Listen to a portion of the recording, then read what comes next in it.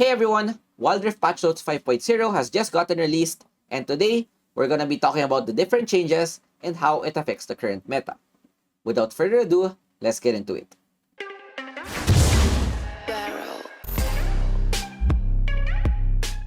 Alright games, let's see what you got. First major patch of the year. First off is Syndra, new champion. For those who are not aware, she is a mid lane burst mage. I've tried her in PBE. Looks really fun to play. Unfortunately, not viable in the jungle. So maybe Talon will do much better. She's gonna be released later and expect this champion to get auto-banned, which happens to every new champion. New features, companions. Companions will be back and there's gonna be two new pets, which is the Draghorn and Fluffy. I think the pet that was out last time is Chonk. Now there are more pets. These companions will follow you around in game, not reveal your position, temporarily go to hiding on team fights, and do not appear in legendary rank in arena. So if you're playing ranked and you have this companion, one tip I can give you is to disable it on the opponents because personally, it's super annoying if the opponents have pets. But if you really like this, then just enable it for your team and yourself so that you could appreciate these little cute things. Rank Season 12 will be up tomorrow and the skin will be Xin Zhao. Glorious Crown Xin Zhao. Two junglers in a row. Last time it's Olaf, now it's Xin Zhao. I'll take it. Even though we don't have a new champion, we get new free skin. Wild Pass is Food Spirits Veigar. To be honest, I think this is the worst Wild Pass skin so far. Since number one, I don't play Veigar, and number two, there are way better Veigar skins like the final boss Veigar. But of course, I'll buy at least the normal pass, not the elite, so I can get a free skin. Events, Wild Puzzle. I really like these events where you just complete a picture. Very interactive and fast to do. Champion changes. Asol is getting a major rework where all of his skills will be now different from the passive, which increases the damage of his skills. First skill is no more Star Surge, the circle thing. It's now Aurelion Soul Breathing Fire. Second skill is his old third skill where he flies on an area. Third skill is now like a black hole which sucks people that go close to it. And ultimate is a big ass comet that can scale the more you use it. Very interesting changes. I think Asol will be a lot fun to play, especially in Wildrift. Expect this champion to be banned as well. Next up is Gragas. Good change actually, because before when you use Body Slam, you can't buffer your Q. Now you can buffer your Q. Now you can go EQR for a faster combo. Lee Sin Dragon Rage getting a small rework. This is a wall of text, but I'll summarize it for you. Before, it deals 200, 425, 200%. Now, it deals less damage, 100, 300, 500, but it now has additional damage based on target's maximum health. What this means is that the burst against squishy targets will be a bit smaller, but it's gonna be stronger against those who have high HP. It's the same here on the champions that it collides against, which is 200, 425, 650, 200 into 100, 300, 500 plus 10, 13, 16. Damage dealt to monsters is capped at 800. So this is a nice change when contesting objectives. What you could do is kick the tankiest target into the Dragon or Baron and then combine it with Smite. So 800 from here plus 800 Smite. It's gonna be basically the same as Nunu with the objective secure. So expect a lot more steals from this champion. Next up is Zyra. She's gotten a big nerf with her passive reduced by 2 seconds and the HP, this is the biggest nerf. 40 to 628 plus 10% to 20 to 260. So this is a 400 HP nerf. Now these plants will probably just die in one auto attack. Even though they increase the ability power from 10 to 35, it's not enough to make up for the 400 HP nerf. Zyra's third skill also got a small nerf, not sure why, but the bigger thing is her ultimate, minus 70 AoE from 500 to 430. So this champion will most probably be opened in the next patch because of this change. Increased attack range, what did they change here? Basically, all of the champions that has a buffer skill like Blitzcrank 3rd, Camille Q, Jack 2nd, Siphoning Strike, increasing all of the attack range, which makes using these skills a lot smoother and allows you to chase the targets better. Ultimate spellbook changes and arena changes. You know what? I'll just skip to this. I'm more focused on Summer's Rift. You can probably just read this at your free time, but yeah. Gameplay changes. New items, Spear of Shojin, BF Sword plus Kindle Gem. This is the perfect item for all of the AD bruisers like Riven, Jax, Renekton, even Jarvan can make use of this item because not only does this give you damage and HP, it also has the passive which decreases the cooldown of your skills, allowing you to spam it a lot more in the team fights. And then another item here is Titanic Hydra.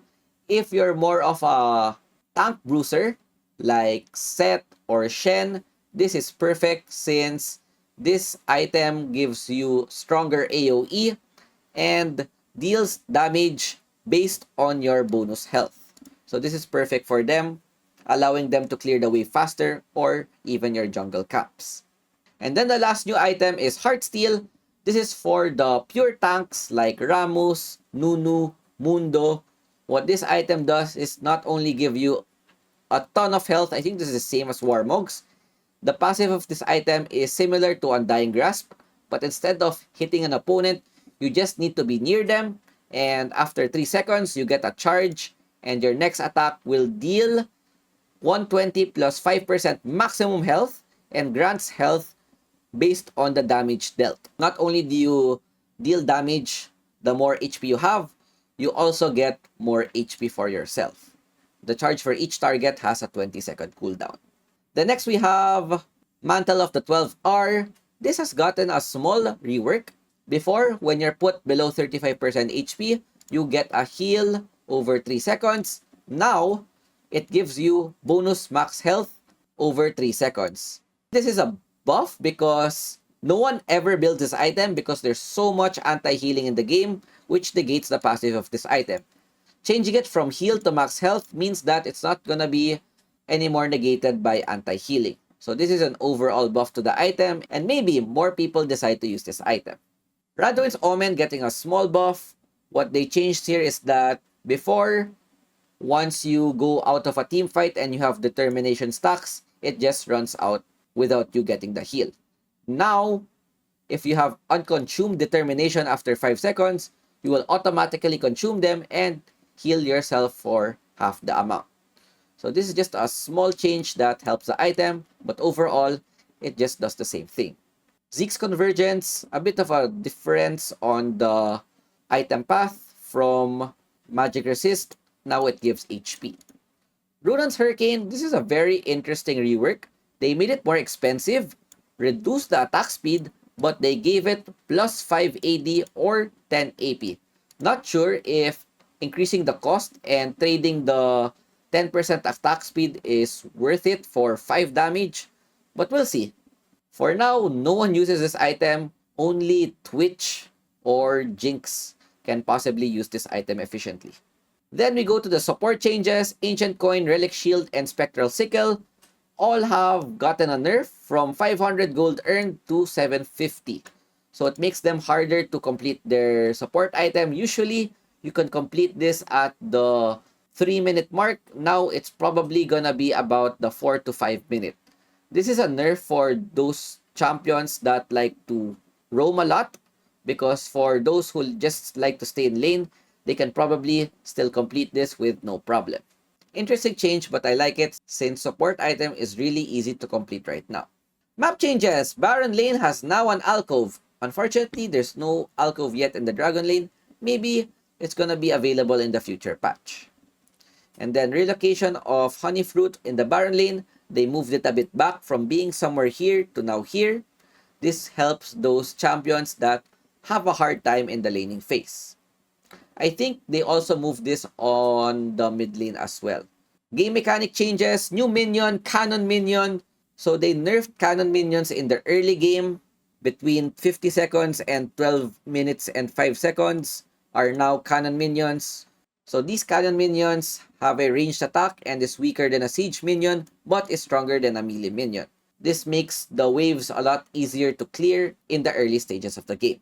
Minion wave experience points, they're modifying experience. In the first 7 minutes of the game, shared experience points from minion waves are reduced while solo laners gain higher experience points in the top and mid. After 7 minutes, this experience points change will expire. So this is a nerf on those people who like to play dual lane and the buff for those solo laners. This is also good for the jungle because since the dragon lane and support will get less XP, there's a chance that you could get your level 5 before the dual lane and then just go for a free gank and get a kill if they're overextended. Adjusted catch-up mechanic, they nerfed this a bit from 0.75 to 1 level before the bonus XP works. And then experience points have gotten a nerf as well. Once you reach level 9, it's way harder to level up from 10 and beyond. This is a nerf for those who rely on their level 13 power spike like Kassadin, Gwen, and maybe even Echo. Solo assist gold changes, so they reduce the bounty that you get from solo assist from 50% to 35%. I think it's fine because there's so much gold that you get and XP if you're able to get a successful gank. No change if there's more than one champion. And then stats feature optimization. They added new stats to several runes. Hopefully they show the damage of Conquer right now and optimize statistical rules for some of the rune stats. Strategic objective change. Strategic objectives can be triggered earlier now. This means that before, strategic objectives only trigger after the 8-minute mark. Before the 8-minute, even though you're 10k wood behind, it's never gonna work. I think this is a good change since it should always work regardless of the timer. Gold earned through champion abilities no longer affect strategic objectives, such as Twisted Fate. I think it's a good change because these are complementary runes and they shouldn't get punished for getting these gold generating skills.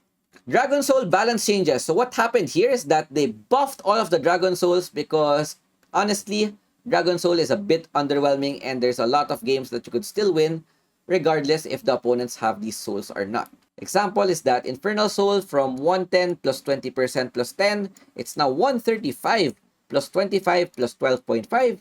Similarly, Mountain Soul 210 to 260, Ocean Soul from 150, 30, 15, 6 to 190, 36, 18, and 7.5. More lifesteal. And with Ice Soul, more damage 12 to 15 and a lower cooldown so you could proc the soul damage more. Changes to stacking damage reduction. What this means is that if you stack armor and combine it with your champion damage reduction ability, this is gonna make you super tanky. So this is a nerf, for example, to Mastery W or even Irelia W. Ghostporo changes. RIP Ghostporo, you will be missed. You're now gonna be the Jungle Spirit. The difference between Ghostporo and Jungle Spirit is that when it detects enemies, it's actually gonna fear them before returning to its original patrol. Honestly, this is gonna be so annoying, especially if you're ahead. New jungle camp has been added. When Spirit is killed, it will charge at this jungle camp. I wonder where the jungle camp is placed. Honestly, I haven't seen it yet. Curious to see where it will be. Then we have Rift Herald optimization. I honestly don't like this change, but what this means is that Herald will now ignore minions when summoned, making it a lot easier for Herald to hit the towers. At the same time, it's a lot harder now to deny the Herald as well. We've also added the minimap icon, small QL change, and then next, rune stacks optimization. We've made adjustments so that Conquer, Kraken Slayer, and Lethal Tempo reduce stacks instead of everything falling off once the rune has expired. So this is good for all of the champions that like to use this, especially the bruisers. At least it won't immediately run out and you don't have to stack it all up again. Store optimization, items can be sold at the original price. This is good for those who buy the wrong item, especially those supports that don't buy the support item. Practice mode changes. Players can buy Boots Enchantment. Start of the game. This is good. Then we have new item VFX with Lifeline, Barrier. Then we have new item VFX for Lifeline, Barrier. What this means is that when the shield breaks, then there's gonna be a indicator of when it's gone. So Seraph's Embrace, Seraph's Gauge, and Shield Bow. QL changes.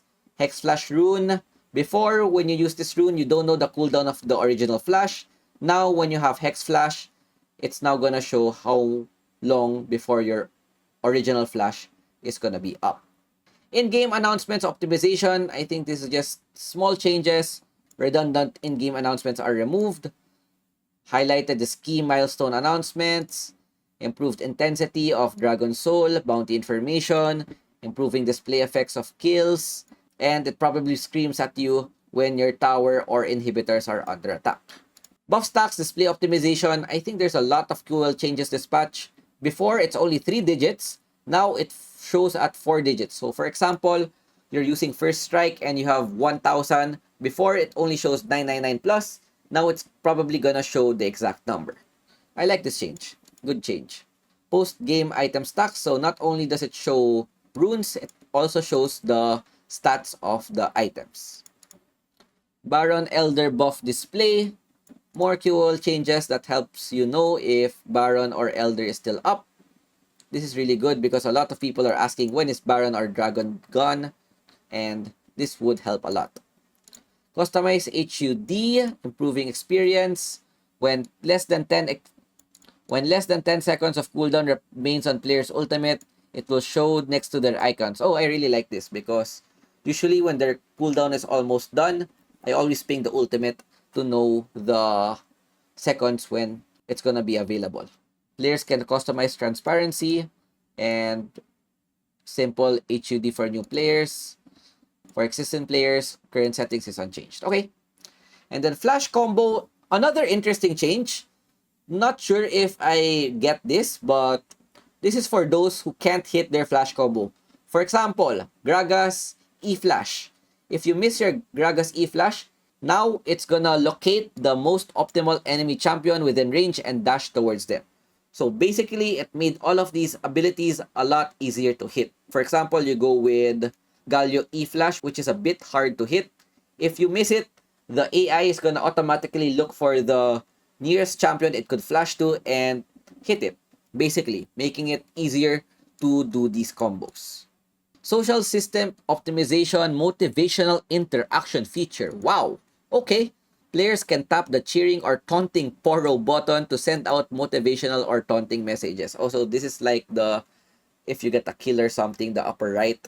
You know what they should do? Just open all chat again, please. It makes socializing so much better and makes the games more spicy. Optimization of party formation. Okay, probably easier to look for teammates. New guild features. You can easily join a guild. Wall of Fame. Okay, this is good for those who are top guilds where you can feature the members. And then pre-game interactions, enchanted animation is added for double smite. This is good. And then champion selection phase prompts to improve unusual team lineups are added. Okay, I think they already showed this before, but maybe they're putting more emphasis. And then collections, new portal patch collection. So this is for those who like to buy a lot of skins. And TLDR, it makes it more visible and you can brag more about it. And with that, we go with the skins, Food Spirits Vagar, Spirit Blossom Syndra, Glorious Sinjao, and the Lunar skins, Morgana, Kaisa again, Nasus, Pantheon, and Sol. I think Sol is gonna be free, not sure if the information is confirmed, but at least there's no junglers here. Well, Pantheon, but you know what? I don't need Pantheon. I don't play that champion. And yeah, pretty interesting patch. Wait, extra bit. Savagery doesn't proc Essence River. Fix Jace to the skies. Alistar Pulverize. Misalignment issue for Thresh Dark Passage when both teams have Thresh. Okay. Leona's Zenith Blade is unable to break ability shield. Oh, this is a good bug to fix. And rune-related stats. And with that, I think we're done with our patch rundown. more HUD and QOL changes I can see from this patch. I think this is going to be good for the game moving forward. When it comes to champions, not much buffs and nerfs, interestingly enough. But the best thing about this patch for me is the new items, Shojin, Titanic, and Heartsteel. All of them are good in the jungle, and this will open up so much new builds to almost all of the jungle champions. And with that, I hope you guys enjoyed our patch rundown. Good luck to your games. See you in the Rift. Thanks for watching. Peace out. Ciao, ciao. Bye.